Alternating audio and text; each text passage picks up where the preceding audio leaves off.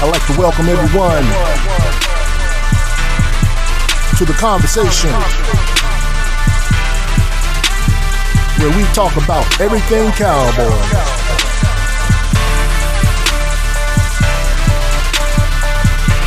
My favorite team, your favorite team, America's team. Here with your host, Coach Marv.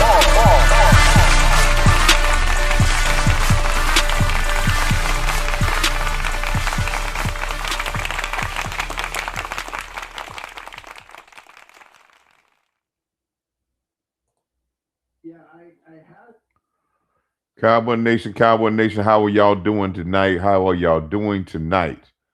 How are y'all doing tonight? Harry, big news in Dallas.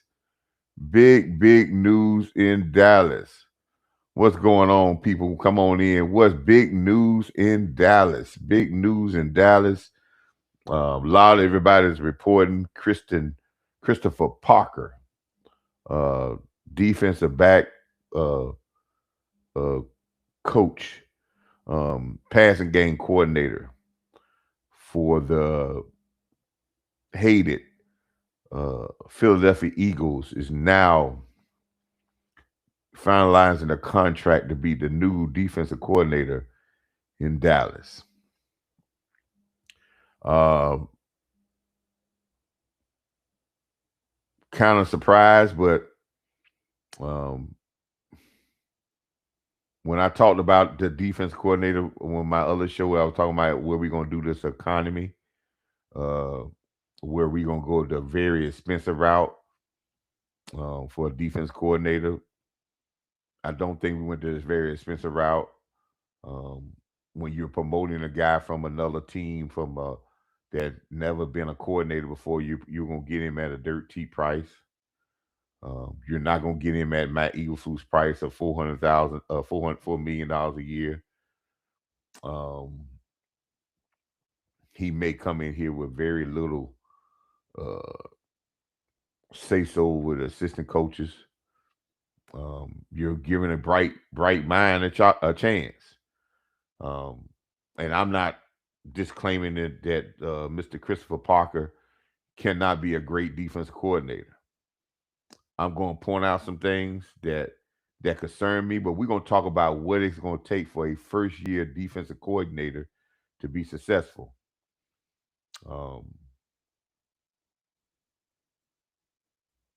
I'm not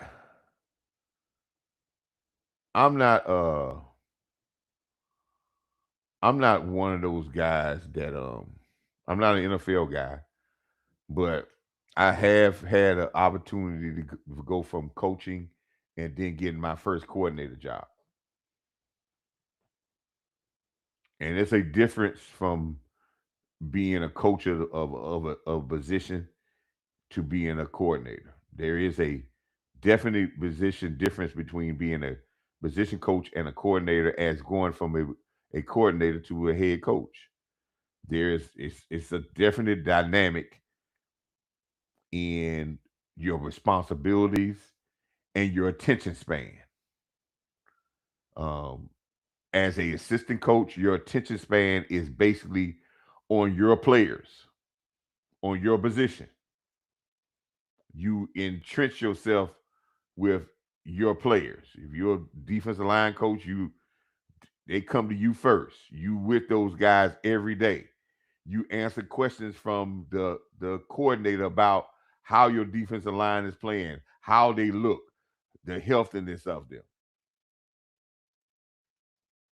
You know their ins and out. You know your guys. If you're a defensive back coach, that's the same way. And then if you're a defensive back coach, there's usually two defensive back coaches. You got a corners back coach, and then sometimes teams have what we call a secondary coach. Well, in high school, you got one person coaching everything, but in pros, it's usually a corners, and then you got a secondary coach. And then one of the defensive back coaches are what we call what Christopher Parker was at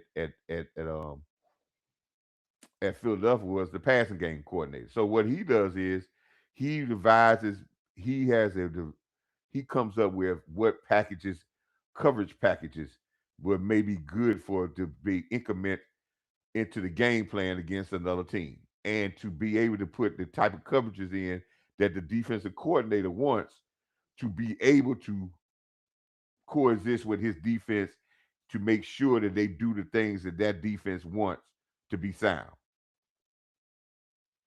So they working. They have a really to say so in the coverages.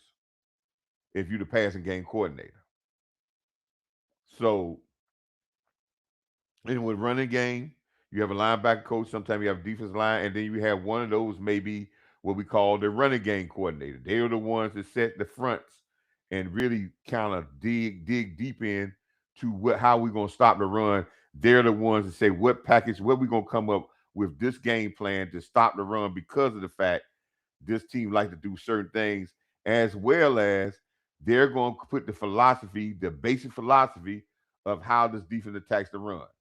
So your passing coordinator is going to put your basic philosophy of how we going to coverage, what's our base coverage, and how we going to work off of everything else. Your run coordinator is going to put what's our base front and how we going to work everything else. But that's all under the leadership and the direction of the defense coordinator. He is there for leadership, for direction of how we want to do, what's the basic philosophies of his defense, what is warranted and what is not warranted. All that comes from the defensive coordinator. He sets the tempo of how the defense of coaches coach. He sets the tempo about what he wants in his defense to look like. And then he also sets the tempo about how and what's no-nos and what's where we can work with or what's definite no-nos. And over top of that is the head coach, which the head coach has total autonomy over offense, defense, and special teams to say yay or nay of how this is put in. But being a defensive coordinator is different than a position coach. Hey, how y'all doing? And it's different than being a passing game coordinator. Passing game coordinator is a sub of the defensive coordinator, but he working with the passing. So now Mr. Parker has gotten his first job as a D coordinator.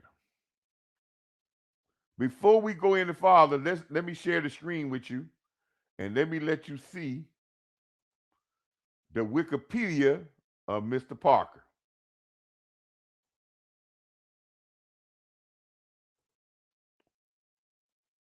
And we're gonna look at the Wikipedia of Mr. Parker. And we're not going over this to be critical of Mr. Parker. We're just going over this to be honest uh, and look at Mr. Parker's career. And we want to make sure that we understand that he's going from these positions to now a coordinator. And we're going to explain what I feel about him going as a coordinator of the Cowboys and what is going to be what we need from a defensive coordinator and how we can make this guy successful and what challenges he's going to have. And we're not even going to talk about players because players are the last part of getting a guy ready to be a coordinator. And I'm not saying he's a bad player. No, because there's diamonds in the rough. But we must know before we go into this to know what challenges we are, and then we have to see if the Cowboys organization are going to support this young coach.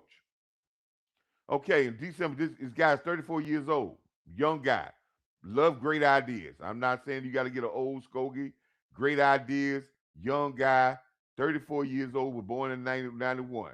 His football career, if you look up here as an American football coach, he's the defensive coordinator of the Dallas Cowboys now.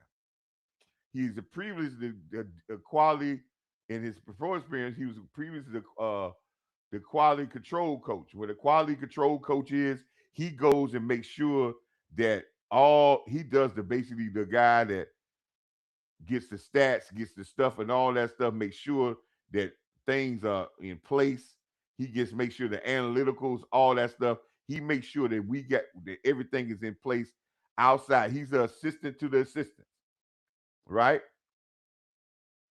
Quality coach. Then he was a defensive back coach in Denver, and now he moves and he was under Fangio in Denver, and now he's a defensive back coach at Philadelphia. We also spent time at Texas A&M and Notre Dame. His coaching career, he worked at Virginia State, so he worked in the CIAA, right? He worked at Virginia State in 2013, and I understand. I think I know the coach he worked under.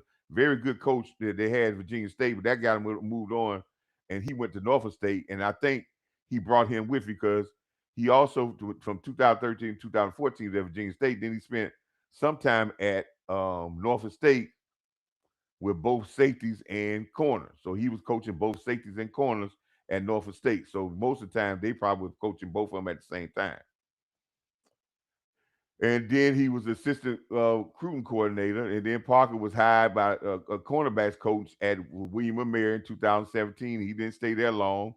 And then he was hired as a defensive back analyst at Texas A&M. So he then went to be an analyst at Texas A&M under Jimbo Fisher.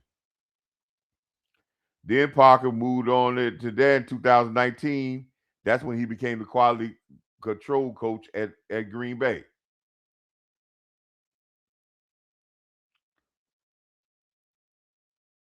So as you can see, he was the defense coordinator breaking down film for the defensive coordinator, right? And the scout team. That's what quality control coaches do. Then Parker moved on to be the defensive back coach at the Denver Broncos. That's under Dick Fangio when Fangio was at Denver. And then he was at there until he moved on to Philadelphia when Dick Fangio went and got him again. Dick Fangio, he worked under Dick Fangio when Dick Fangio was there briefly in in Denver. And when Dick Fangio got the job in Philadelphia, Dick Fangio went back and got him to bring him over to be his passing game coordinator at yeah, bring him be his passing game coordinator at Philadelphia. Not a very extensive resume. Uh,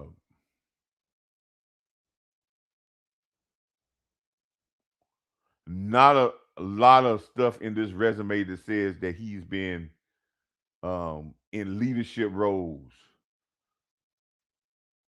that he has been coaching coaches, where he had to direct and put stuff in. Only part that he had here was um, a quality, the pass game coordinator with Philadelphia, and yes, they did win the championship at uh at Philadelphia.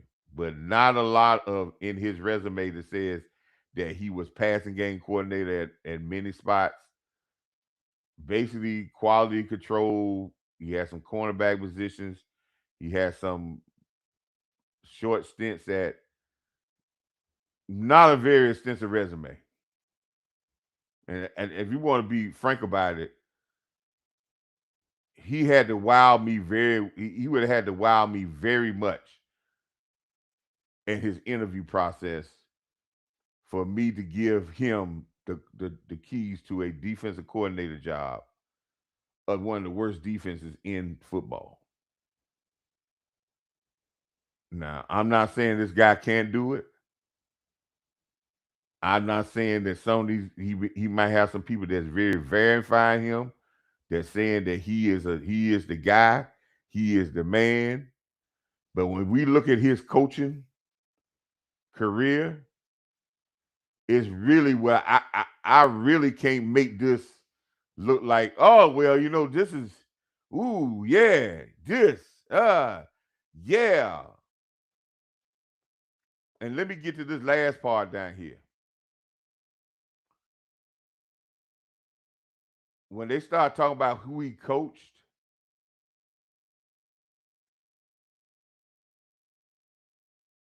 uh,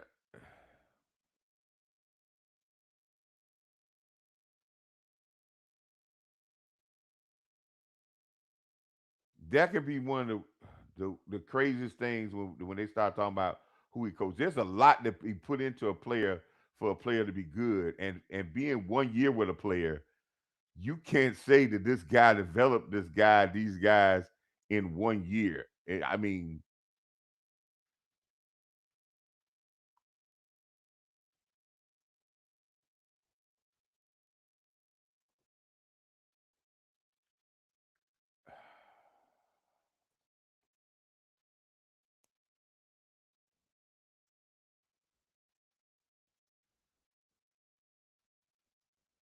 I, listen here. We can say if this is right. We can say it is not. This is not a very extensive resume.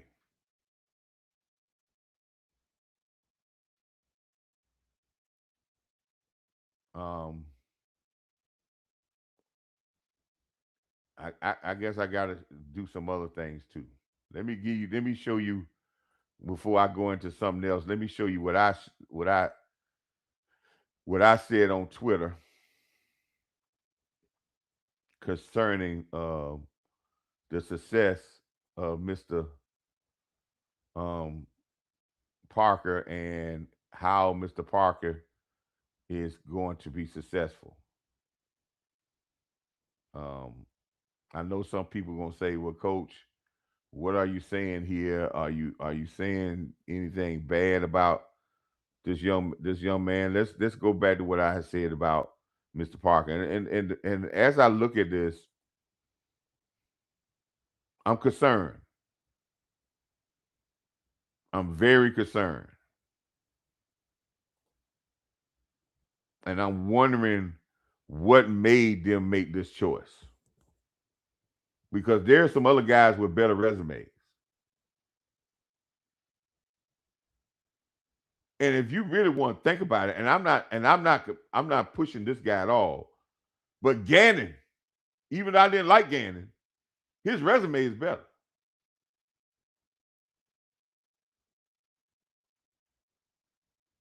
because there's a component here that I'm worried about, and I'll tell you what that component is in a minute.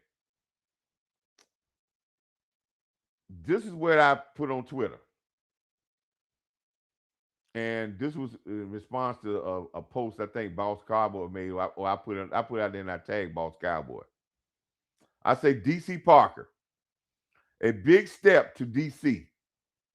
I hear so many people talk about his development of players because they put on there talking about he coached this player, he coached these players 1 or 2 years at Denver. He coached these guys at Philadelphia, and they say, well, these are guys he coached. Did we point out any at Norfolk State, at Virginia State, at Texas A&M? Did we point out any of those guys?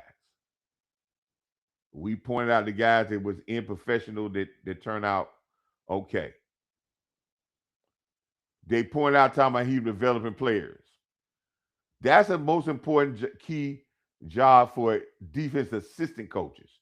That's his job as an assistant coach to develop his players. That's who he see every day. That's his job to work with those players. But the biggest, most important job of a DC is getting the right staff. Is he been around long enough to formulate a staff that of people that he knows his philosophy and to get his defense across? Do he know enough people to get the right defensive back coach that can coach it like he can coach it? Do he know enough people to get the right linebackers coach? Or if do he does he get a really long with the defensive line coach? I know that they say they want somebody who can communicate, but can he get the guys to get what he wants and his philosophy of a defense?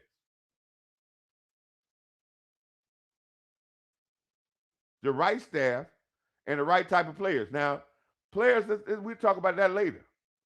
But he got to get everyone in his staff in his mindset. We just came from a coordinator that I feel whatever mindset Mia Eagleflus was, nobody was on that mindset because that's why it was total chaos. From day one, he didn't get everybody all bought in. From day one, y'all can talk about scheme, whatever. Eagleflus didn't have everybody bought in.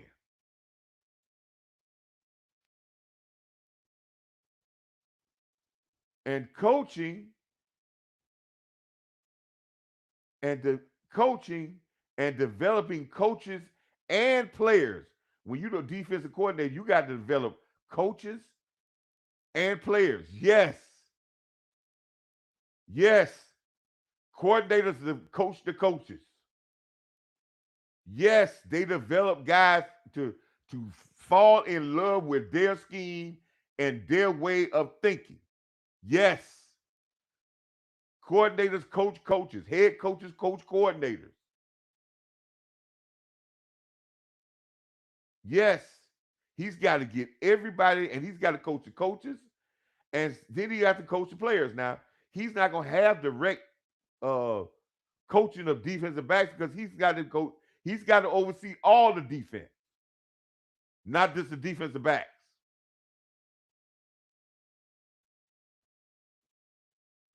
And I said it here after he coached players. I said he got to do this just like the job that Parker did for uh, his defensive coordinators when he was at Philadelphia, when he was at Denver, and he made their defensive coordinators look good. Fangio look good and win a Super Bowl by coaching up those defensive backs. He got to find defensive coaches, a staff that's going to do the exact same thing for him.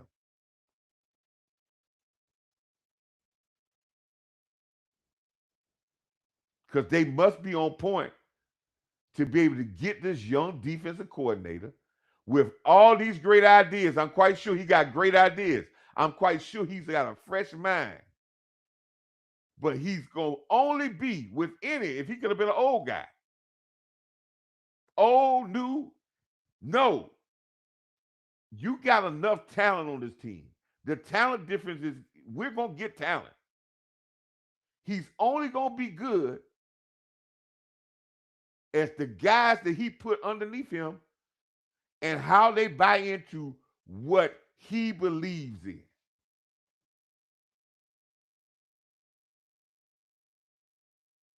And the only problem, one of the problems I have with a young man, and I'll say young man because he's much younger than me, that has that little experience is can he demand, he make it demand a room, but is the Cowboys gonna give him a staff or they gonna pick his staff for him and then he have to win his staff over? And if he got to win his staff over, we already in a problem. If the leader has to come in and win his staff, you got a problem.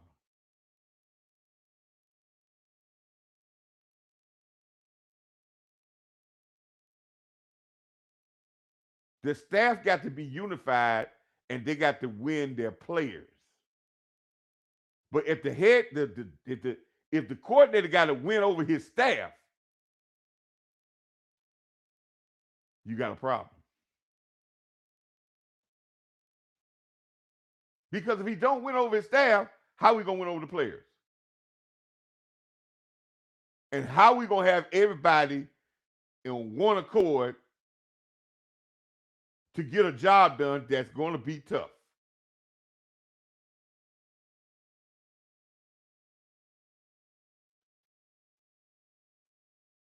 See, I have no problem with taking chances with coaches. But when you already got an environment of people not trusting what you do and always second guessing the guys that you get.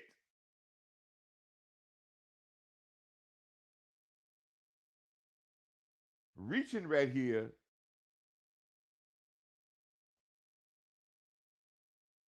may cause catastrophic. And this is no disclaimer to Mr. Parker. But I understand coming in to be a fresh first year head defensive coordinator in this environment is different than Pittsburgh. This environment is different than uh uh Philadelphia. This environment is different than any other uh any other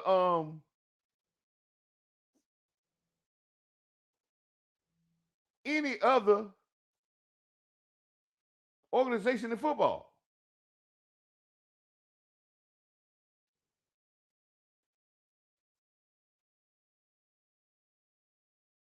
So if the biggest asset to Mr. Parker is he developed some pro guys for being with him 1 year and they did well that year, and we didn't see the overtime of these guys.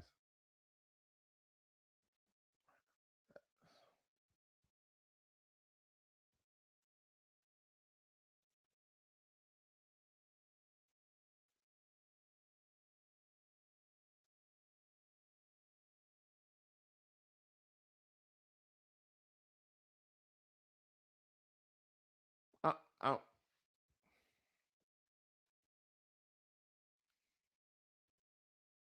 I'm perplexed, man, in this decision. And see, I'm not one of those people going to say, well, this because of Cowboys, because they're going to run a spiel on it. And they already running the spiel.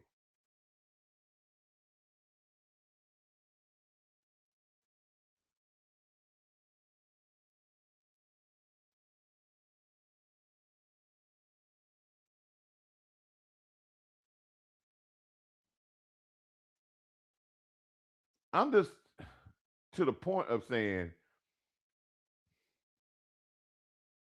if this defense was just that bad, you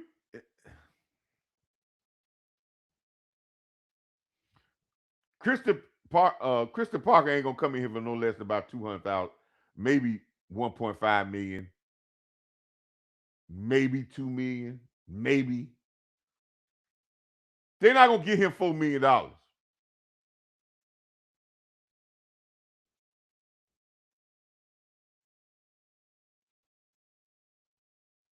He gonna change it. Well, we know the defensive line coach is already here.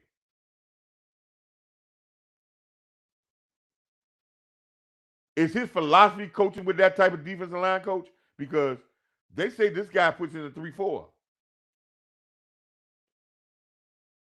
Well, 3-4 doesn't go with your defensive line coach because he got an attack style.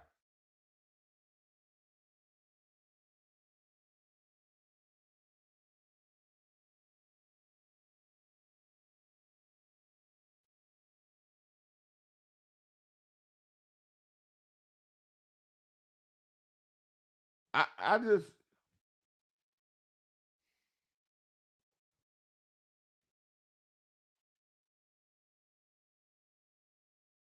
I'm trying to find the good in this.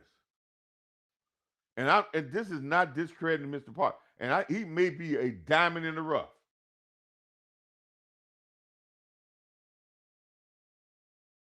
But my question is, how many times we've been doing trying to find a diamond in the rough?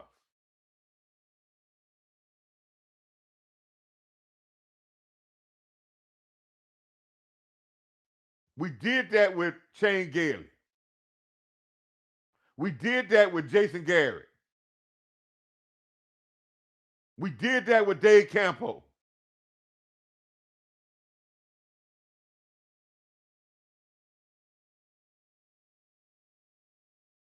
We did that with Kelly Moore.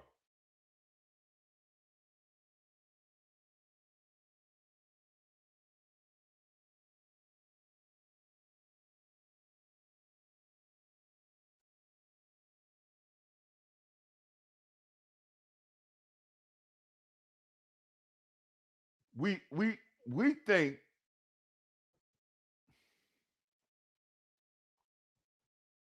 I can say this, but I'm gonna say this, and I hope people don't get on me about this because I'm not killing Schottenheimer because that's another diamond in the rough too.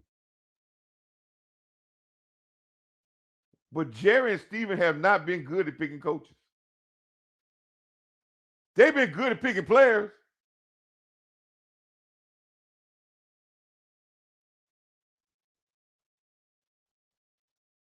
They got they got all the pro players everywhere. They'll pick more Pro Bowl players than anybody in the last 10 years in the NFL. But general managers, scouts pick players. General managers pick coaches. I did a show back long time ago, but one of my first shows said, Jerry, you should get fired for the main job that you do.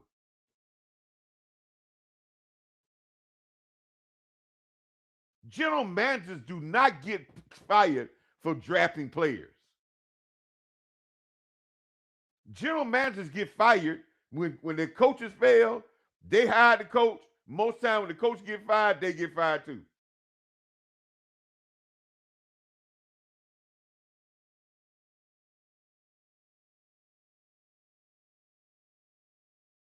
Their track record in the hiring coaches and spending money on coaching is not good. Tell me where it's good at. Tell me how many coaches of the years we got.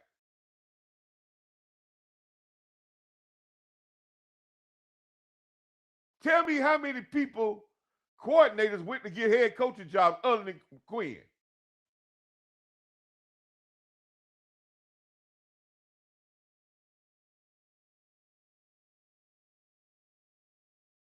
Tell me how many people left Dallas and got a job.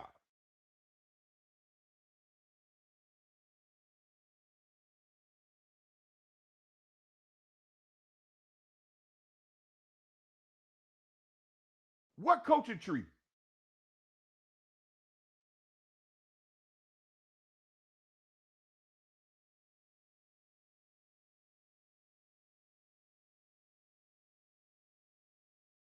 And then we go out today and listen. I hope I'm wrong. If I'm wrong, come and call me out and say Coach Marv was talking bad and he was, this guy had young.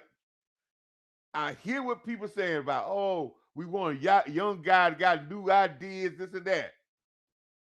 Let me tell you something.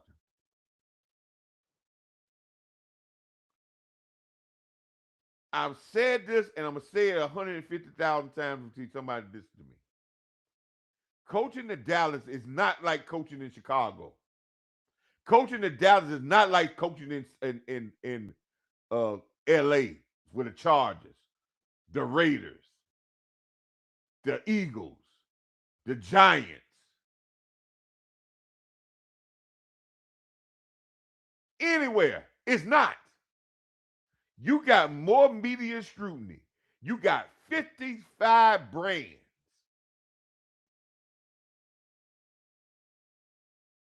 You got an ownership that don't know once they something go good, they go off the chain. You got the answer to that. You got the answer to stuff and distractions that a lot of teams ain't got to deal with. It takes rare breeds to get through that maze of uncertainty.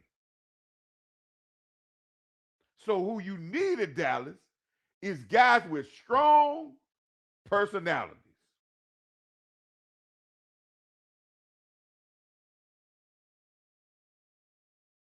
That distractions don't bother them.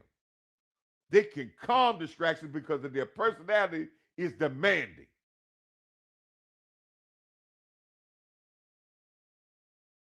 And sometimes you need guys that got skins on the wall so when they say something, you cannot deny it. Now, they got to have the personality and the skins. Because I know you're going to say, well, Mike McCarthy had skins, but we had no personality.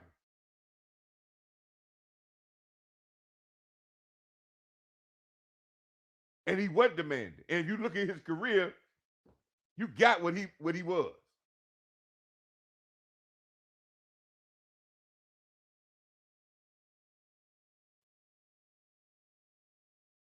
So when you put this young coach that has not had experience to coordinate a defense in a in a microwave cesspool of distractions in Dallas,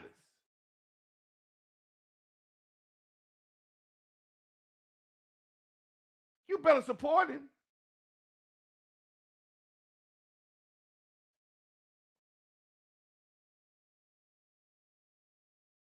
But how you gonna support him? You gonna pick his staff, and he gonna have to go in that room and win over the guys that he don't know if they with him or not.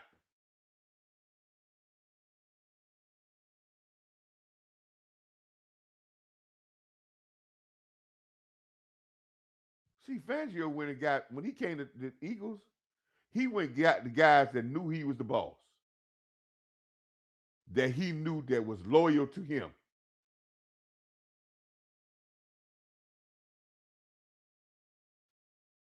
and they rolled.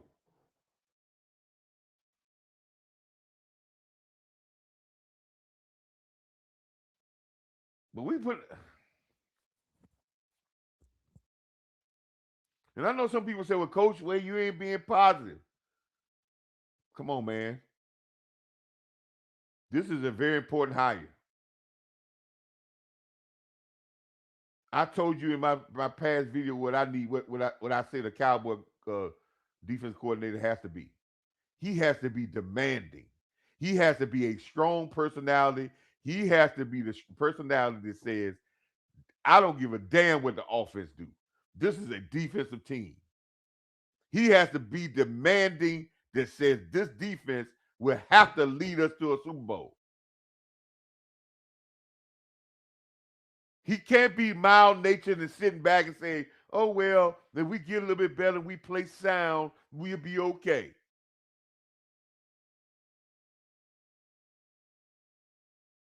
I've said this again and I'll say it over. Cowboy coaching is like putting your kid in the biggest ghetto, raising it as a single parent in the biggest ghetto in in the whole United States.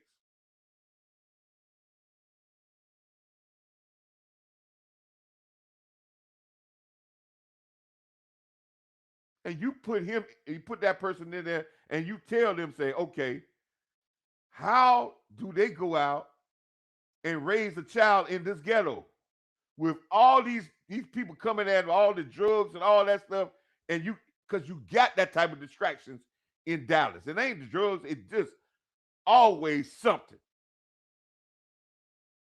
People questioning every player you play. Every week you got somebody saying you're gonna trade for somebody.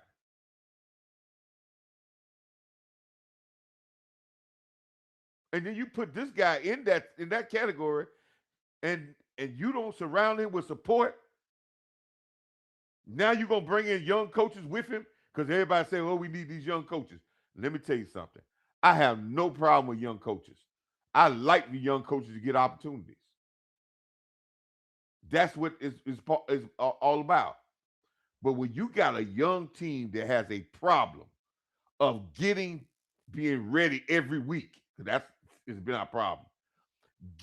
Knowing what it needs to take to get over the hump, to get to that mountain, climb that big mountain for 30 years, and the pressures that it is in Dallas, they need to be led by somebody who don't climb that mountain,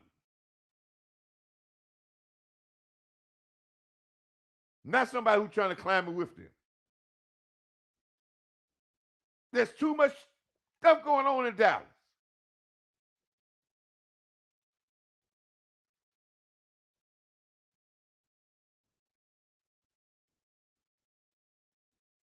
Now, Coach Parker might be a great coach. Might come here and do some wonderful things.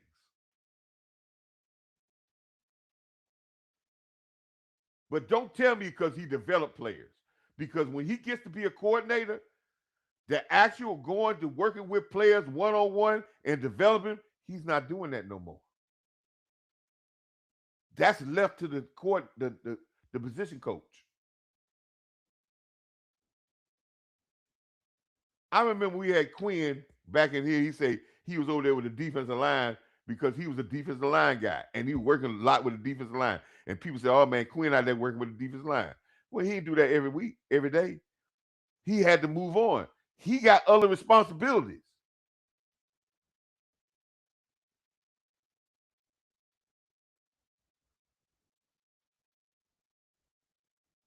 And I don't want a guy here who's just a glorified defensive back coach.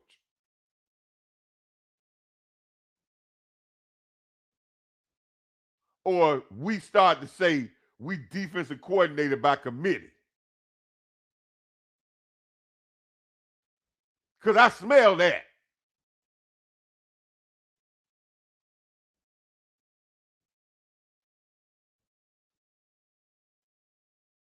That's what I smell.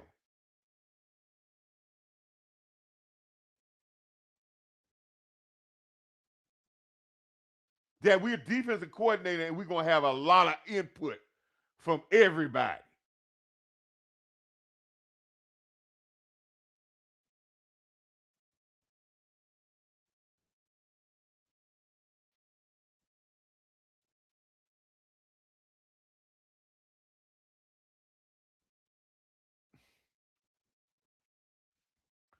Defensive coordinators, he has to know what defensive lineman he wants, how he wants that defensive line to play, what he expects in his defense for the defensive lineman to do, what responsibilities they must do. Now, the technique, he got an overall general know of the technique he wants.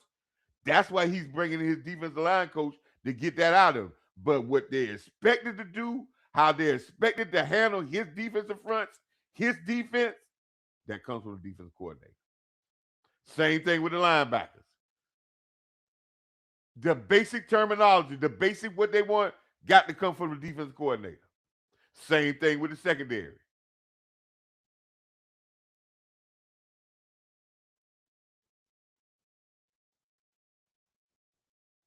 But what I smell here is this: we're going White Cotton and Parker going to combine, and we're going to have. If I hear a word about, well, we're kind of co-defensive court.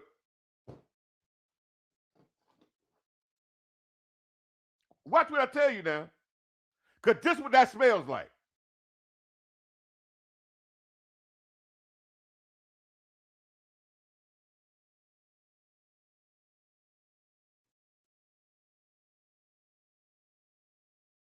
Because if it starts to go wrong with a young coach not coaching his guys,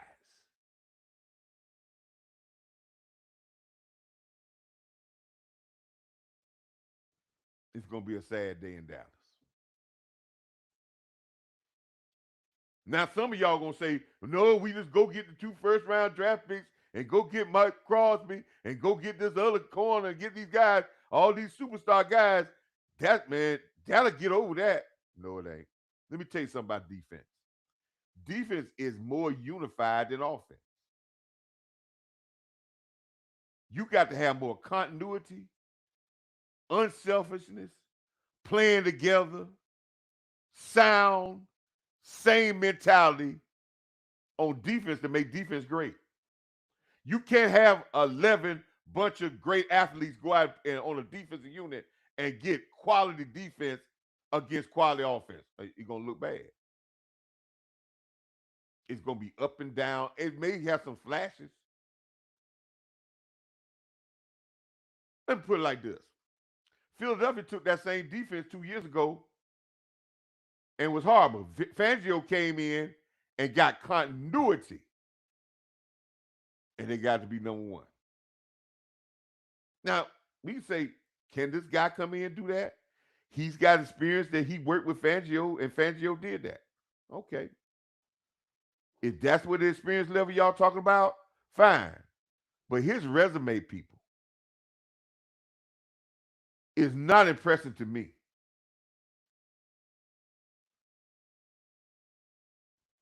Now I know a lot of people out there gonna say, "Well, Coach Marv, he just ranting and raving." I and maybe the guy's demanding, but his staff is gonna be very important to me. Is he gonna pick his staff, or he's gonna take the staff that he's got there already? Now, if he takes the staff and a lot of the coaches that was already there, they still on the staff, that's bullshit. And I hate to say it that way, that is. You mean tell me you gonna come back and keep the same most of the people on the staff that was one of the worst staffs in the worst defense in the league, or we gonna blame it all on the scheme from Matt Eagleflus? And I already told you that if you had players not doing what they supposed to do as players, technique wise, or conforming to what you want as a defense, then that's skill players. That's position coaches.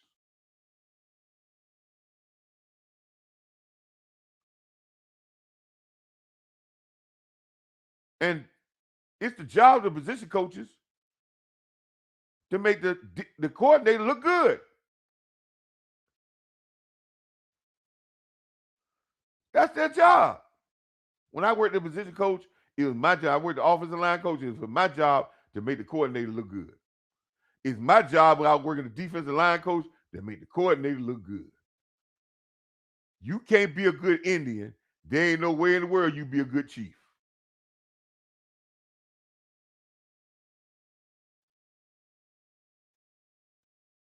And if your chief looked that bad, your Indians wasn't doing their job.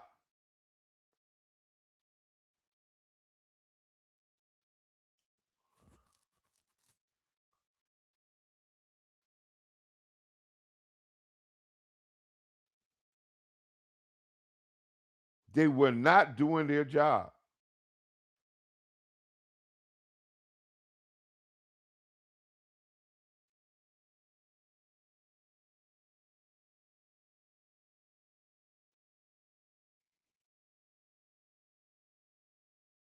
So I don't know, man. We need a guy that's gonna be, and he may be that guy demanding. But this defense is going, and he's gonna need help for him to be successful in this system. And it's not because of players. He's gonna need help because there is already a tone to how we play defense. He's has to change the tone of how we play defense. He has to change the tone of how we feel about defense. He's gonna have to change the tone about this defense being dominant. I hear people saying that we got to upgrade. Well, we got better. We got upgraded defense. Upgrade ain't what we need. And if we go into this league and we go into this year saying, well, our offense so good, we ain't do got to get a little bit better on defense. We'll be all right. Then we just talking about being 8-8, uh, maybe getting in the playoffs and getting out of the first round. We're not talking about winning championship like that. No. And if y'all talking about winning championships like that, then y'all pipe dreams. I ain't never heard a team talking about, well, some of our defense just be average. We'll be all right. If you be an average defense when you start playing good teams, you know what your average defense is gonna look like? Total garbage. And then I hear people talking about, well, that's all right. We just have to go out and outscore people. That means Dak gonna have to put up 35, 40 points. Okay. Let's see how that works. Let's see how that works. Because most times those teams gonna have good defenses. And they're not gonna come out to be adequate. It's it's this is what I need. You see, and listen here, and ain't no speech he can tell me that's gonna make me. There's no speech out there that he's gonna tell me and says, and we say, oh man, he sounds so good in his talk, the way he talks. He sounds so good in the way he speaks, and he and look at how he sound, and I that ain't got nothing. Listen, I ain't hearing that. It's all about now what you gonna put on the field. That talk, to me, it got to be better to your teammates, to your team, and it's got to sound resonate all across this team for you to get out there and have a team that's gonna play hard, dominating defense. And if y'all looking for a defense coordinator just to be uh average, or looking for a person just to make us a little bit better, then we're looking for a losing season. I'm gonna say it again. We're going far as this defense take us. And if we going into the thing and say we're not going for this defense to be dominant, then we going losing. This dominant defense is gonna make this offense better. It's gonna make this offense seem like it's more efficient. It's gonna get the maximum out of this offense. But if this offense is strained to say they gotta score 27 to 30 points a game, they're not gonna do that. Not against better teams.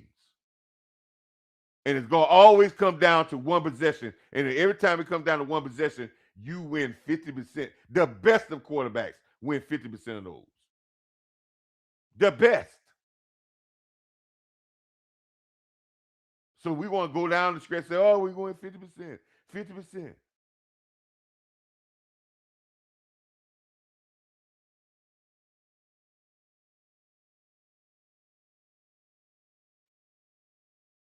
I'd rather have a guy that I know that's going to come in here that says he has suffocating defenses. He has had a number one defense in this league. Not a guy that say, well, he's got a possibility to make a number one defense. He got some great ideas. Great ideas is great. Well, he's got some stuff where he's going to, I heard somebody say this. Well, uh, he does 3-4 where he disguised a lot of stuff. That's bullshit. Well, he's got, how far you think he's going to disguise?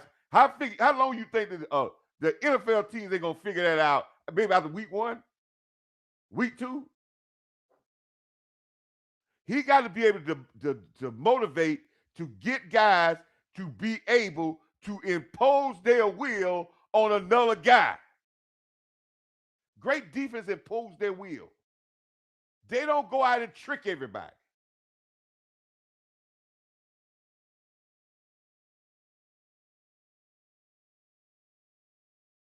Can he get that? Because if he can't get that, are we going to get all first round draft picks for him? We're going to go out and get 4 or 5 $5 million guys. We're going to spend $160 million on defensive free agents so he can get everybody. We can have a no-brainer defense. That's what we're looking for.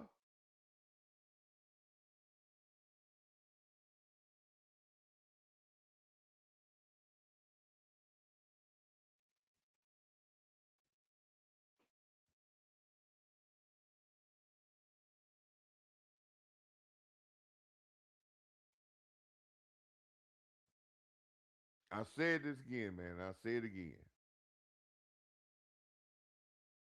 This guy could be a very good um, pickup for us. He could be. His resume does not look impressive. And the impressive thing about his resume, the unimpressive thing about his resume is he has not had a lot of leadership positions, not even in the smaller schools. He has had secondary roles, even at Virginia State, Norfolk State, William and Mary.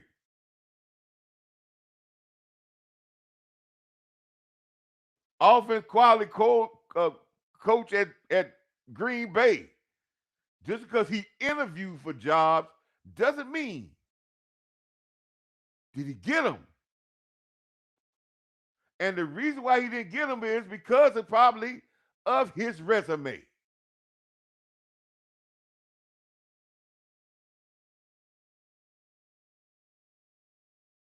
And we pull the trigger.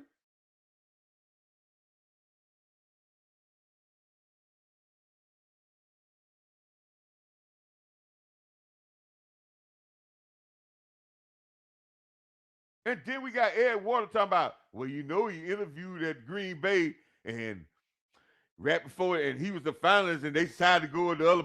Okay, they went with a more experienced guy.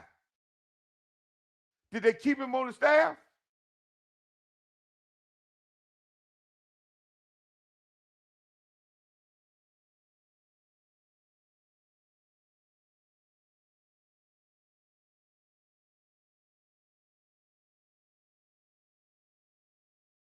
I mean,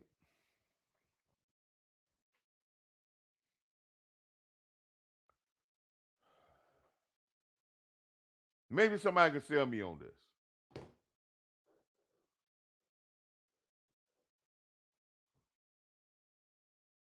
Somebody might can sell me on this, but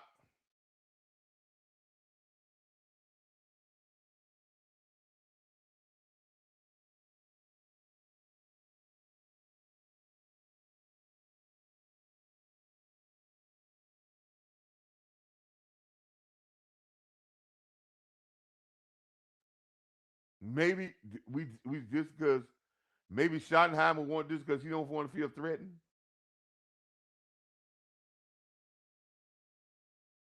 He got an offensive coordinator. He called the plays, but he got an offensive coordinator for the first time. So Schottenheimer don't want to feel threatened. He won't go feel threatened by Matt Eberflus because Matt Eberflus got fired from Chicago, and he knew Matt Eberflus did a hard of a job. He wasn't threatened by Matt Eberflus, but is he threatened by hiring a guy that's a more experienced guy of keeping his job?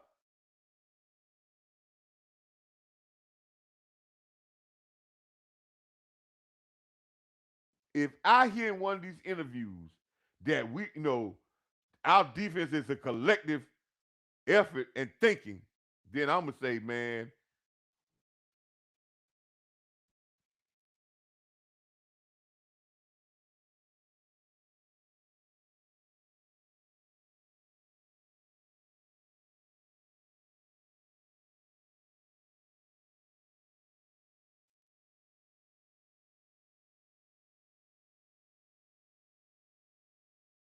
this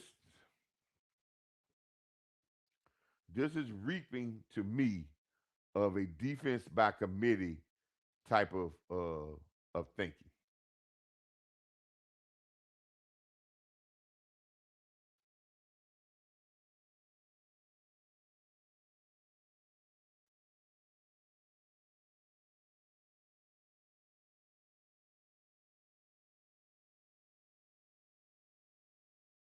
That's what this looking like to me.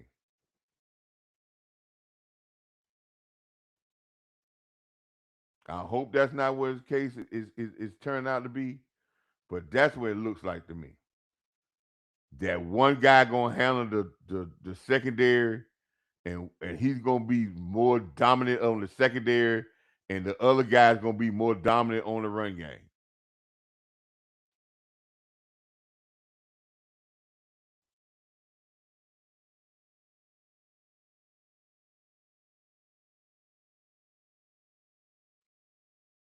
And they're gonna actually have it's gonna be actually co-defense coordinators. Watch what I tell you, man. This is what this looks to me, man.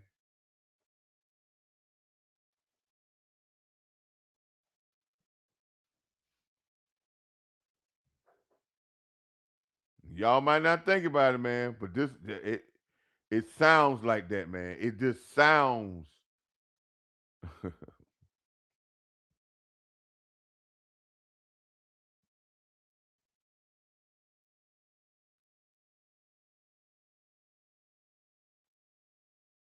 It sounds like co-defense coordinators.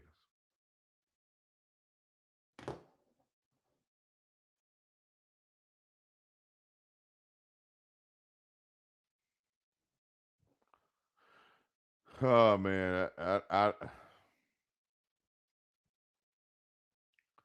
ain't got a lot of people in here with me today, but I know everybody's spread out with different shows or whatever. But there's a lot to unpack on this, man. I hope that somebody can sell me on this. We hope that they can get sell on, but like I said, man, I'm not too excited about it, and I wish Mister Coach Parker the best. I want him because I want him to do it. And I'm not gonna root against him, but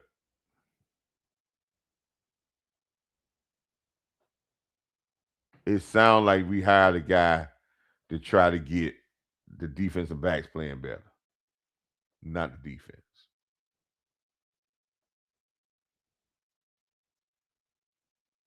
It sounds like we hired a guy to get the defensive backs better as a person gonna come in here and help the passing game, not a total defense coordinator.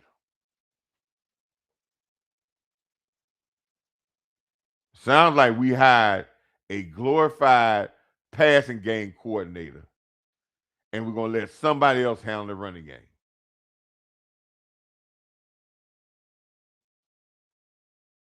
That's what it sounds like.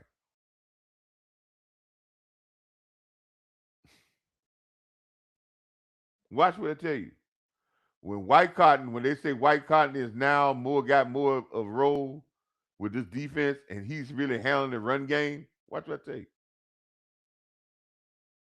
And really, we brought a guy in here, and he gonna give him the role of defensive coordinator, but really he's gonna be the passing game coordinator.